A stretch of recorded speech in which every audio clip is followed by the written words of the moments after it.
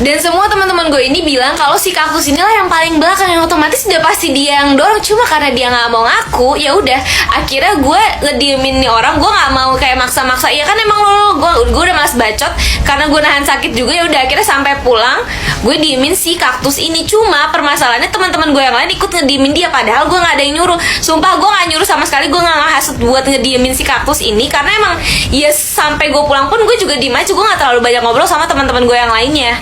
Nah keesokan harinya gue datang lumayan awal. Terus kayak beberapa temen gue datang, terus kita sempat duduk di deket kelas gue gitu, kayak ada bangku panjang duduk dan ngobrol-ngobrol. Nah si kaktus ini nggak ada karena emang dia datang nih selalu mepet bel. Dan mungkin ya kayaknya sih dia ngelihat gue sama teman-teman gue yang lain tuh ngobrol di depan kelas tanpa ada dia, dan dia mengira kalau gue menghasut mereka buat tidak temenan lagi sama dia.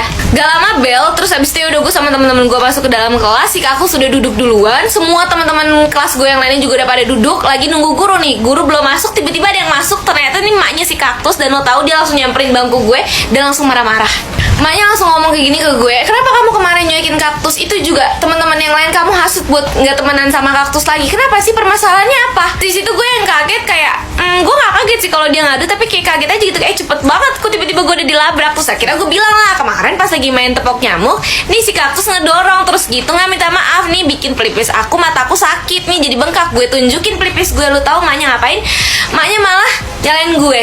Emang ada buktinya kalau dia yang ngedorong? Nggak ada kan? Kamu jangan asal nuduh aja dong. Terus maknya malah ngungkit permasalahan gue sama kaktus yang udah lumayan lama dan udah clear gitu. Jadi emang dulu gue tuh sempat bercanda yang kelewatan. Jadi gue kayak, lu tau gak sih bercanda yang narik bangku gitu. Nah gue tuh narik bangku dan nggak sengaja buat si kaktus ini kayak jatuh gitu. Nah di situ gue udah minta maaf banget ke dia sama ke emaknya. Dan mereka ya udah gitu, ya udah jangan diulangin lagi, udah pokoknya gini. Dan di situ diungkit lagi sama emaknya kayak, kamu juga kan dulu sempet bercanda yang berlebihan kan gitu, kayak diungkit lagi yang padahal itu udah clear dan gue udah minta maaf. Lo tau gak sih di situ posisinya semua anak kelasan gue udah pada masuk, kayak semua itu pada nengok ke arah gue semua. Gue duduk di paling belakang karena suara emaknya juga gede banget. Ya mohon maaf aja nih, gue diomelin di depan kelas, semua orang pada ngeliatin gue masih bocil juga. Dan di situ emang gue tuh dulu penakut, jadi kayak di situ gue cuma bisa diem.